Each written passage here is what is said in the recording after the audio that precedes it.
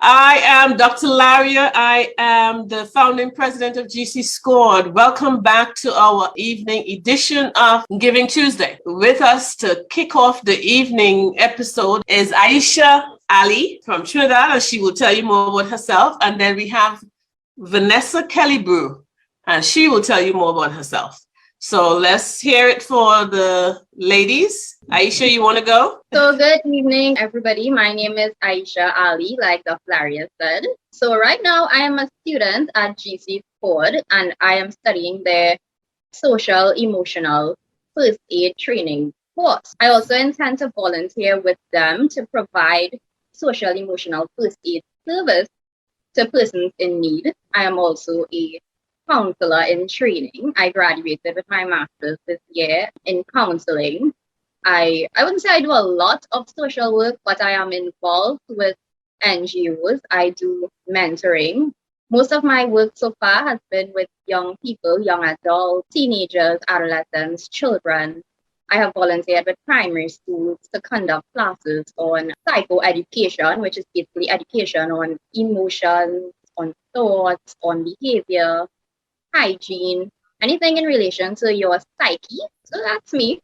All right. Well, welcome and thank you for coming on with us. Vanessa.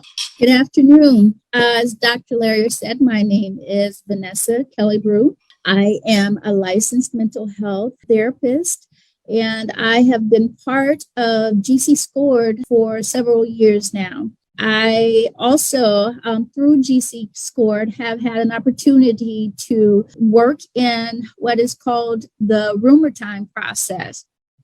And this is a social emotional wellness program that we provide to people from within the community to help them deal with the challenges that they are going through.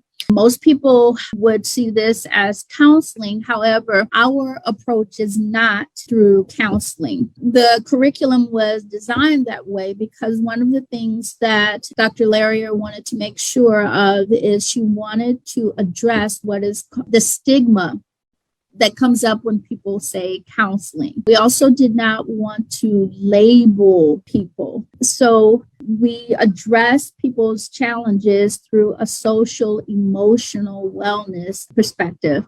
So we help them move from what Dr. Larrier says, from a place of imbalance to balance, and help them move from unconscious living to conscious living.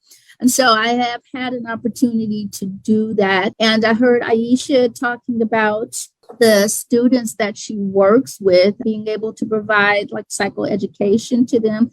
So this rumor time process is another layer to that. So again, we address the social emotional aspects of that make people who they are. Yes. Awesome. So we talked about how we all were first introduced to GCSCORED. I think, Ayesha, you answered that question about, or maybe you didn't. Maybe you didn't. Yeah, no. So why don't you tell us how you first got introduced to GCSCORED? Okay, so I was attending USC. USC is the University of the Southern Caribbean. It's a college or university in Trinidad. Yes. And there I was doing my degree in counseling psychology. And one of my good friends, Talisha, I think she would have spoken earlier on today. Yeah. She got involved with GCSCORED. And she kept encouraging me and she kept messaging me and telling me, check out this thing, check out this course. They're doing a lot of big things. And she kept telling me about the camp that you all had. Yeah. So the camp would be basically during, I think, vacation time, summertime. June, July, and August. Yeah. So it would have targeted children or young adults or adolescents. And to provide social services and social support to these young children and to educate them. Right. But unfortunately, at the time, I could not be involved due to my job and school and whatnot. But she kept telling me that there's a course that you could do, and after the course, you can also volunteer your services. And that is how I got involved with Awesome. How do you think GC Scored is impacting you, and how do you see GC Scored impacting others? And then we're going to talk about some burning questions, some hot topics that you want us to talk about. Okay, so since I started the CEFA course is the Social Emotional First Aid Training course. I started that in August, and since then, I have been evaluating my mindset. So basically, the CEFA course teaches you the Rheumatoid process. The Rheumatoid process is a concept that allows you to provide social emotional services or support to person.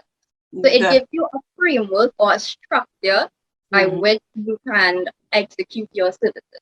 Right. Very good. For the person who wouldn't know about it, let me just go into a little detail. Rheumatoid is an acronym. It stands for recognize, understand, manage, express, and reflect on your time. Time stands for thoughts, interactions, mindset, and emotion. And that, the name of it, is the actual framework itself. It is the actual process. Yes. Yes, you got it. A couple of things stood out to me within this concept. One of the things is that it focuses heavily on your thoughts. And it says that your thoughts is the basis for your mindset, for your emotion. It says that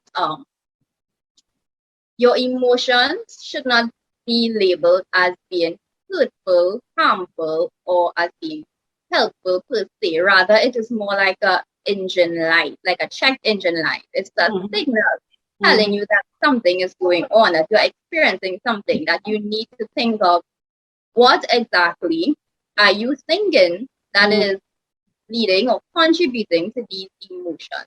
And that concept really stood out to me. And since then, I have been evaluating my thoughts. I have been thinking that every bit of information you pick up in the environment, from every sense, whether it be what you hear or what you see, it transforms into a thought. Every bit of stimuli transforms into a thought in your brain. And it eventually, you will find that your thoughts have themes which form mindset. And then you begin thinking in a particular way that the environment has influence. So yes, the environment has influenced your thoughts. And when it forms mindset, eventually it becomes belief. And then you might find that you've been acting in a particular way, and you act in this way because your behavior has been heavily influenced by the way you think, which has been influenced by your environment, and everything is interconnected. And I think this leads me now to something else that also stood out to me. It focuses a lot on an ecological model, I think it is. Yes, the ecological systems theory. Yes. That really stood out to me as well, because it says that everything within society is interconnected. So it's not just focusing on your psyche or your psychological aspect of yourself or just the social aspect of yourself. It's not saying that we are going to reevaluate your thoughts and then put you back in the same environment. Or they're not going to say we're just going to take you out of the environment and just leave you. They focus on both of them. How you think, your psychological self, your social self, the things that influence you, what you influence in return. Yes. And stuff like that. So since then, I have been focusing on how I think and things within my environment, or the factors that contribute to my thoughts. So yeah, and it really gives you a perspective, because then you realize that, I might be feeling kind of depressed, especially since with COVID. And when you look at it, you might be a little bit depressed because of all of the news. To me, it has been the news, the consistent or the persistent talk about COVID cases, COVID illnesses, COVID deaths. Yes. Eventually, it turns into a mindset. And contributes to a state of, a state of imbalance. Yeah, absolutely. I am so proud. I just want people to see the product of one of our astute students who are wellness champion trainees, who is going through the social emotional first aid training. This is the depth of learning and content that we have. This is Exhibit A, literally. Exhibit Ayesha Ali, okay? This is what we're talking about. When you go through our training, this is what it starts with you. And that's what Ayesha is saying. This training is helping her to transform her way of thinking, renewing her mind, transforming her life. And then she is going to be able to go and help create safer communities. This is amazing. This is amazing. And this happens because we have the Institute for Social Emotional Education as a part of GCSCORED and also the Listening Oasis Wellness Space. So on one hand, she is being educated and equipped with the framework of GCSCORED. And on the other hand, she's able now to apply it, implement it, and make a difference through the Listening Oasis Wellness Space. It is a wraparound service that we provide here at GCSCORED, and we need your financial support to have more people like Ayesha. Imagine when she is done, the impact she's going to have on her community. It is indescribable, the impact she's going to have. So your financial support will go to help us train more wellness champions. And in the long run, help individuals renew their minds, transform their lives, and create safer communities across the globe. Across the globe. Vanessa, what do you want to say? It looks like you want to say something. Yeah, so one of the things that I want people to know is Ayesha just let us know that I believe you just graduated with your master's, or you're close to graduating. Okay. And so what I want people to understand about this framework that Ayesha was just talking about is that you don't have to have a master's degree to know how to use this. Yeah. So what GCSCORED does is it trains wellness champions. Yes. To then help people within the community learn how to become their own coaches. So people don't have to feel like I have to be a master's level person, or even a bachelor's level, or even a high school graduate. Absolutely. We train you. As long as you can read, you are trainable. Go ahead, Vanessa. And so basically what this is doing, like Ayesha said, is we changing the world one person at a time. Yes. Absolutely. And so, Ayesha, one of the questions you have is, how could we reach people and not wait for people to reach us? Yes, Miss. I think it's really important, especially because there is a stigma of mental health, mental illness, counseling. People, especially in the Caribbean, people of color, we tend to think, I don't like to use this term, but we tend to think it's white people thing. Right. Yeah. Tend to think it's for women, it's not for men. And, we think that we don't have any problems, but that's not true, because when you look at society violence is rampant. Yes. The way parents, their children, the way they talk to their children, the things that go on in classrooms, drugs, addiction, all of these things, it's a signal saying that there is a need for mental health services. We do have problems in society that we need to address. Absolutely.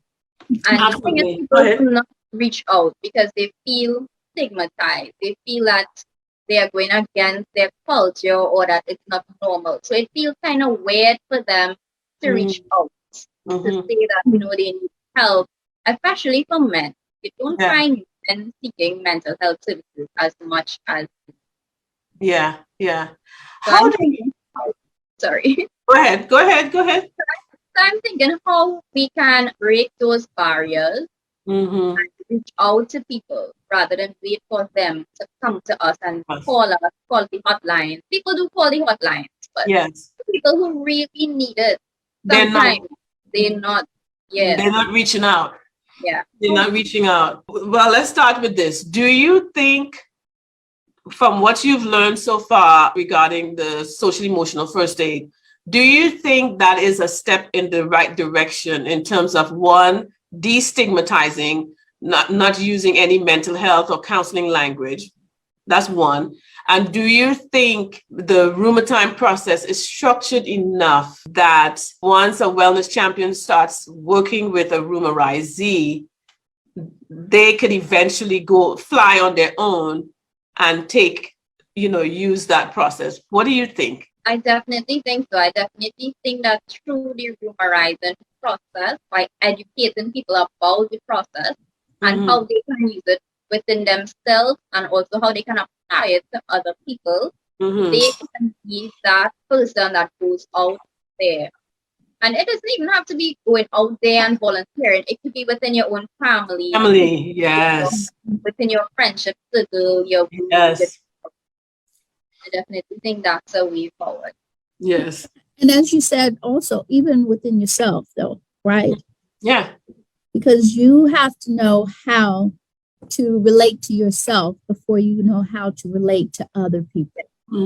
Absolutely. How could we, in the context of Trinidad, how could we do more outreach? I know we need more people like you. You know that community, you know that country better than I do. What do you think? What ideas do you have? Well, I definitely think that we need people within certain circles to teach persons. For example, people tend to relate to people like themselves. Absolutely. They need persons within particular social groups to reach out to their own social groups. Right. And I think that's one of the defining factors of the social emotional first aid course as well, is that it's universal, it's culturally responsive, and it could be adapted. It could be adapted Absolutely. to every culture.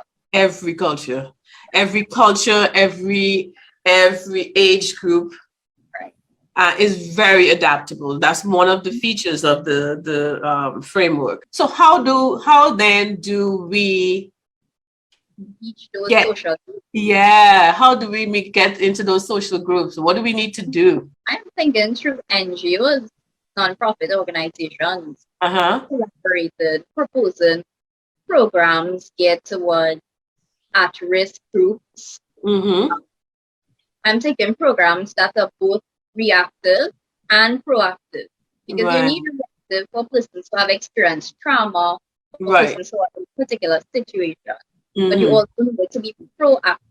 Right. So that's the prevention intervention piece, right? So the proactive is doing the work, laying the groundwork to prevent at all levels. And then the reactive is where you provide the intervention when the story has unfolded and you have to now intervene to help with the situation. And so getting into these social groups, how do we do that? Vanessa, you have any ideas on that from your context? Because maybe we could again, this is why we say every piece matters, and we use the ecological system, because what is happening in one community, we can learn from it and adapt it, or create something even different, but having that as a template to kind of help frame what we do. So what are your thoughts about that, Vanessa? Well, I think Ayesha said something that was very relevant, especially for marginalized communities. We don't tend to see people of color who will seek out help. A lot of times there is this idea we suffer in silence or we have to be so strong. But one of the things that I think is helpful is to know that there are people, like you just said, Ayesha, that look like you, who are here to walk with you through this process. And that makes a difference. We all walk in different circles. And so if I can help influence the circles that I am in, and Ayesha, you can help influence the circles that you are in, and Dr. Larrier, and so forth. I think you gave an example earlier today about, at this point, how many people we have been able to help. And we said about 500 people. About 500 plus, yeah. Yes. And so those 500 people that have already gone through this, they then can influence, 2 or 3 or 4 or 5 other people that they come in contact with. Mm-hmm. And so that is how we continue to influence people within the circles that we are in, and we see the ripple effects as they go out into their own, circles. So, yeah. I wonder if there's a structured way of doing it. I know you got influenced by Kalisha telling you, come on board. Is there a systematic way that we could encourage people in our circles? Could we say then, all right, you come on board, Ayesha, you look for somebody in your friend group to bring them on board. Vanessa, you look for somebody in your friend group to bring on board. And then it's kind of like, those Ponzi schemes where those marketing things where, you recruit these people and then they're going to recruit, this one doesn't have any money involved. Okay.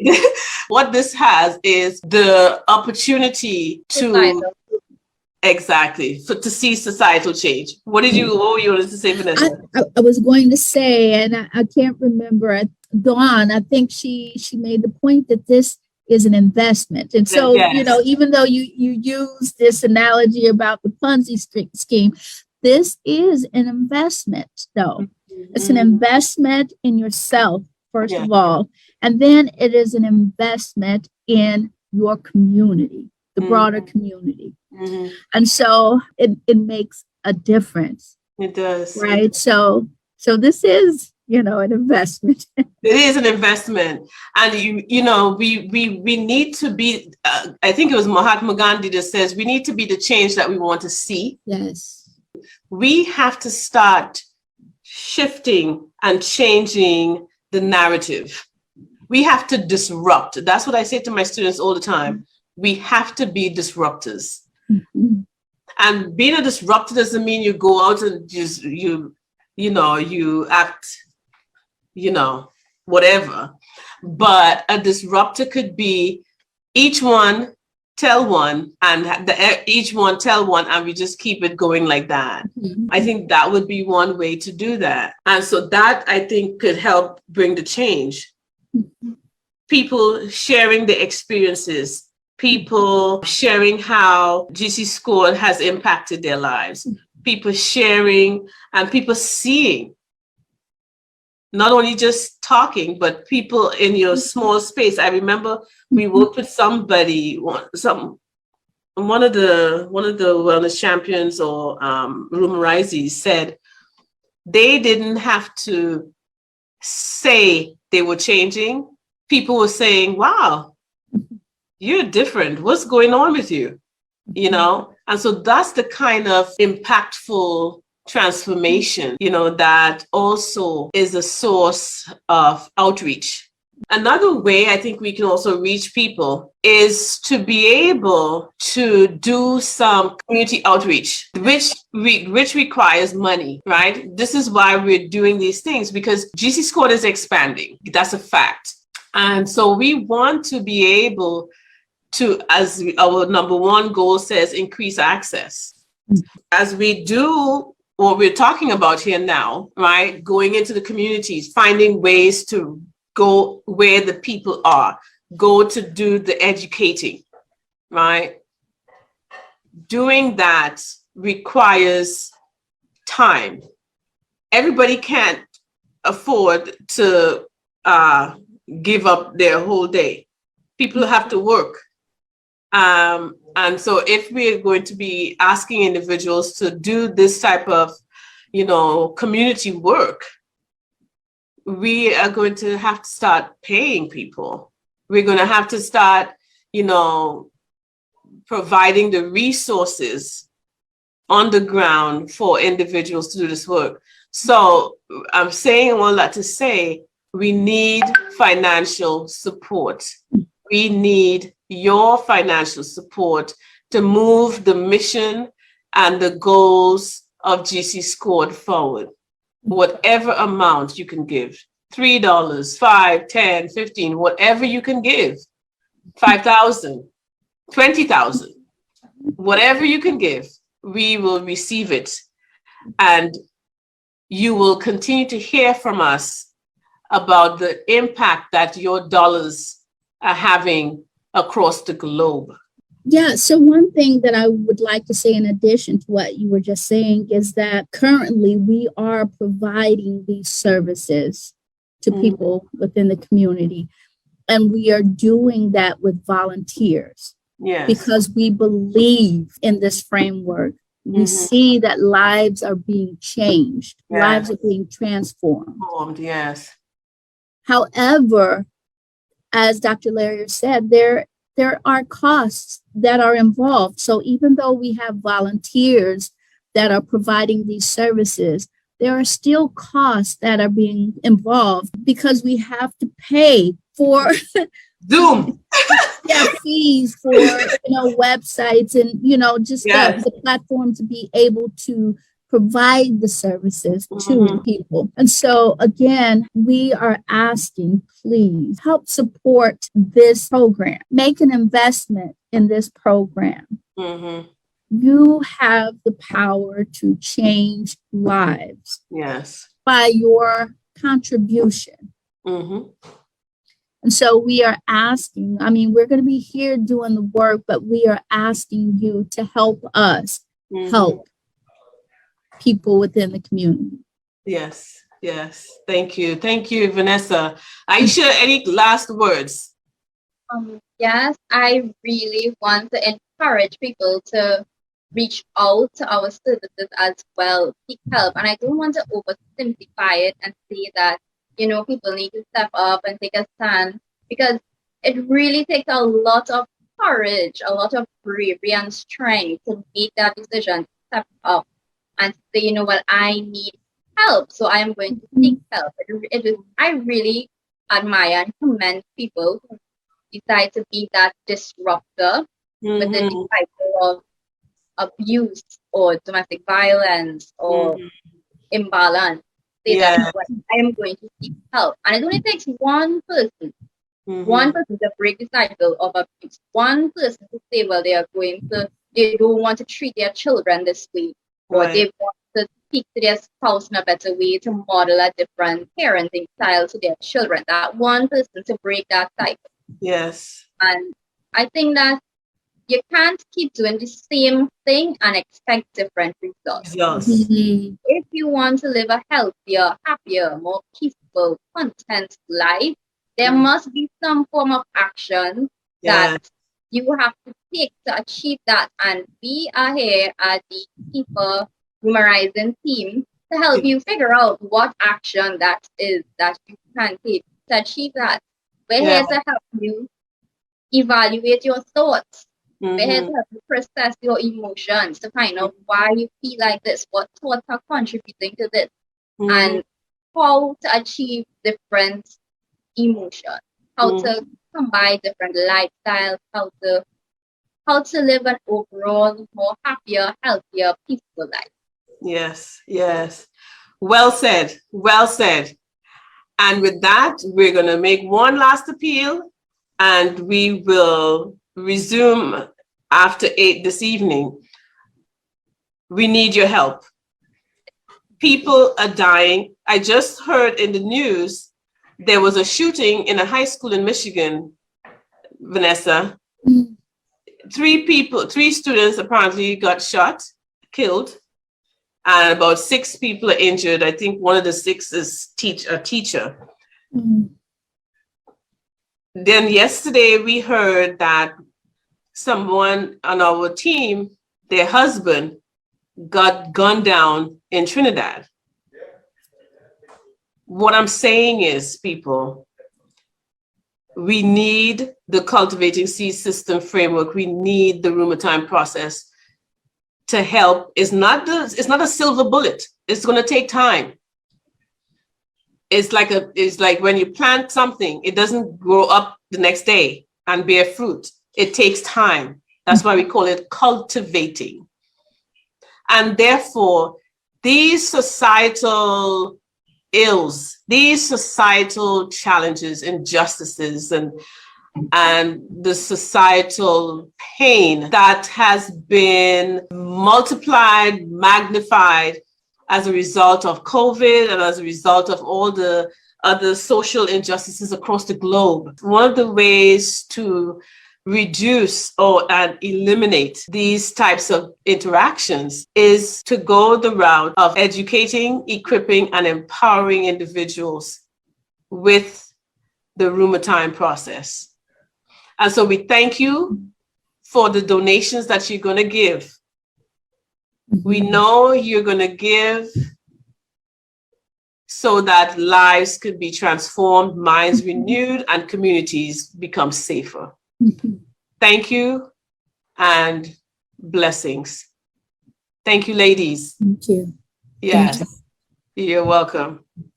And bye-bye.